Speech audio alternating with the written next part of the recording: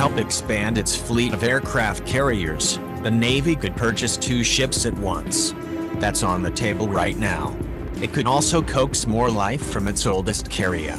That's also under consideration, thanks to the House-passed 2019 defense spending blueprint. A provision in the House's 2019 National Defense Authorization Act directs the Navy to consider extending the service life of the USS Nimitz, built at Newport News Shipbuilding and commissioned in 1975. It tells Navy Secretary Richard V. Spencer to brief the House Armed Services Committee no later than March 1, 2019, on options that exist to extend the service life of USS Nimitz, to include the extension of major components, according to the bill's text.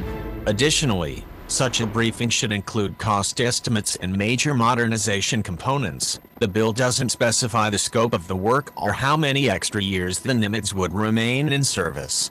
Depending on the level of complexity, a life extension could fall to Newport News Shipbuilding, a division of Huntington Ingalls Industries.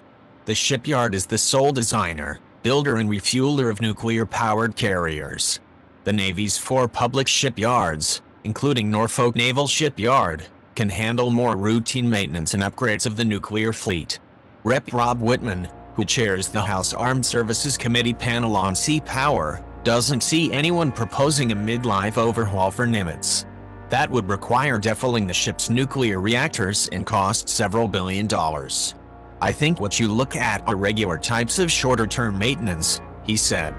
Why spend any resources on the Navy's oldest operational carrier? Because the Pentagon is committed to expanding its carrier fleet from 11 to 12 as soon as possible. Keeping the Nimitz active for a few more years helps with the numbers game, as the bill's text points out.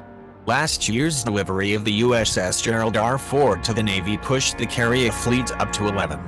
The Navy will reach its 12th carrier goal when the next Ford-class ship, the John F. Kennedy, is delivered in 2023.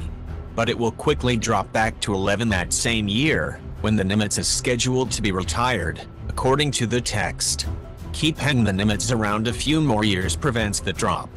The final version of the National Defense Authorization Act must be hammered out in a House-Senate conference.